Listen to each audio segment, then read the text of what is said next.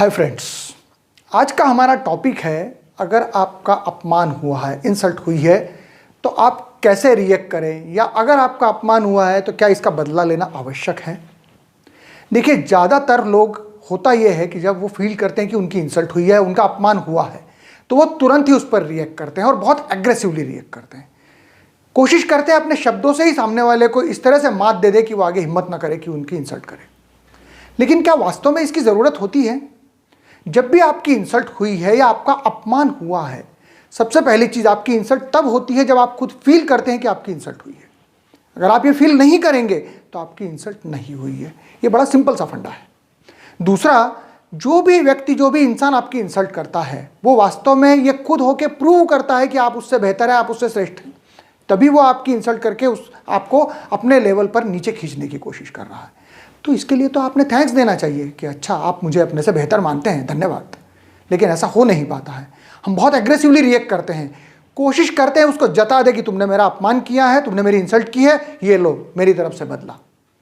वास्तव में अगर किसी ने आपकी इंसल्ट की है तो पलट के उसकी इंसल्ट तो भूल के भी मत कीजिए, कभी मत कीजिए।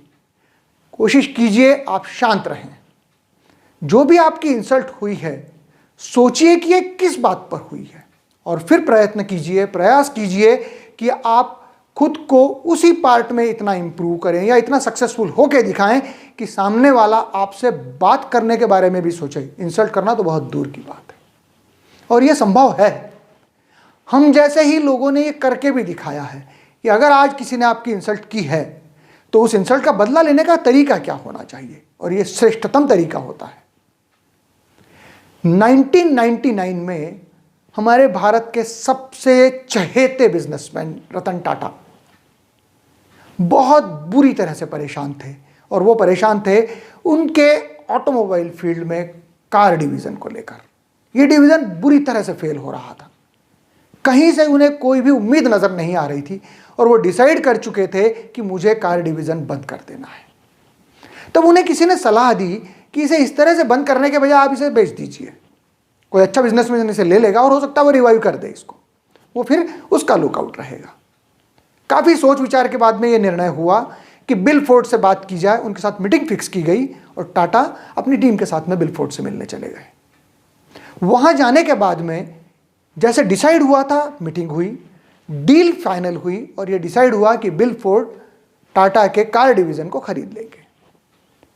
जब उस मीटिंग के लिए फाइनल सारी चीज़ों को करने के लिए रतन टाटा और बिल फोर्ड बैठे, तो बिल फोर्ड ने रतन टाटा से कहा, देखिए, मैं आपके कार डिवीज़न के बारे में बहुत नहीं जानता हूँ और मुझे तो ये भी नहीं पता कि आपने ये डिवीज़न शुरू ही क्यों किया था, अगर ये इतनी बुरी हालत में ले गए हैं आप तो। लेकिन हाँ, आज अगर मैं आपके कार डिवीज़न को खरीद रहा हूँ तो मैं आपको एक फेवर कर रहा हूँ। इसका मतलब शुद्ध हिंदी में, मैं आपके ऊपर एहसान कर रहा हूँ। रतन टाटा ने मीटिंग को क्लोज किया, उनसे हैंडशेक किया और अपनी टीम के साथ में होटल वापस आ गए। होटल वापस आने के बाद में उन्होंने टीम से कहा, सामान पैक कीजिए, हम लोग मुंबई वापस जा रहे हैं, ये डील नहीं होगी।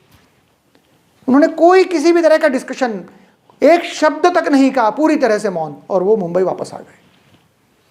मुंबई वापस आने के बाद में टाटा ने कहा, ये डिवीज़न मेरा है और इस डिवीज़न को सक्सेसफुल करना मेरी जिम्मेदारी है, मेरी रिस्पॉन्सिबिलिटी है।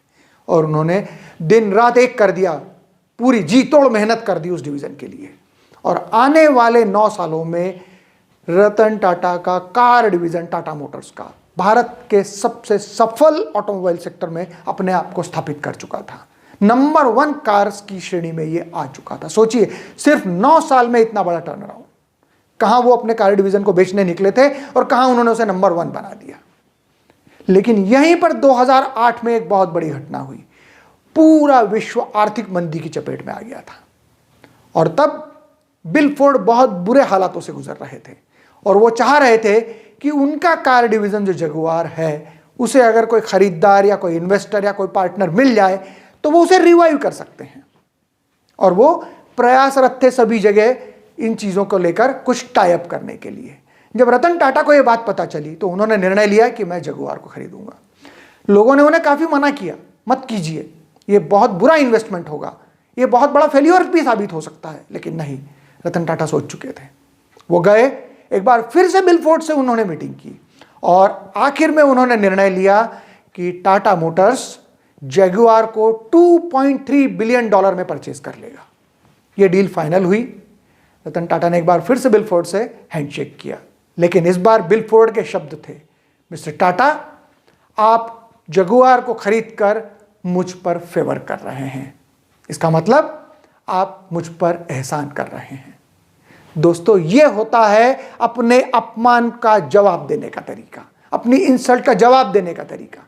चाहते तो रतन टाटा भी उस वक्त गुस्सा कर सकते थे, चाहते तो टाटा बहुत बुरे शब्दों से उन्हें कह सकते थे कि आपने मेरी इंसल्ट की है, लेकिन उन्होंने एक शब्द भी नहीं कहा, मौन धारण करके रखा 9 साल तक, और अपने काम से वो चीज उन्होंने अंजाम देके दिखा दी, जहां बिल फोर्ड को खुद एक्सेप्ट करना पड़ा कि आपने मुझ पर एहसान किया है।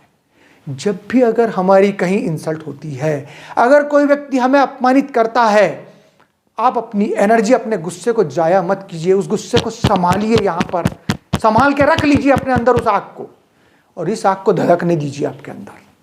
धीरे धीरे यही आग आपको सफल बनाने वाली है, और इतनी बड़ी सफलता अर्जित करके दिखाइए कि उस इंसान को आपकी सफलता ही तमाचा मार देगी। आपको एक शब्द कहने की आवश्यकता नहीं पड़ेगी, और पूरी दुनिया में वो इंसान इस चीज को स्वीकारेगा कि हां, आज आप उस लेवल पर हैं, आज आप उतनी बड़ी सफलता अर्जित कर चुके हैं कि अगर मैंने कभी इनका अपमान किया था तो आज मैं खुद सॉरी फील कर रहा हूं। ये वो अपने अंदर खुद महसूस करेगा, और हो सकता है लोगों के सामने एक्सेप्ट भी करे इस चीज को। तो अपने अपमान का बदला हमेशा सिर्फ और सिर्फ सफलता से हासिल कीजिए। कभी भी शब्दों से अपमान का बदला लेने की कोशिश बिल्कुल मत कीजिएगा। अगर आप कोशिश करेंगे तो सफलता के लिए आपके साथ में सारी चीजें जुड़ के भी आएंगी, और आप सफल होने के बाद में अपने अपमान का पूरा बदला लेकर भी दिखाएंगे।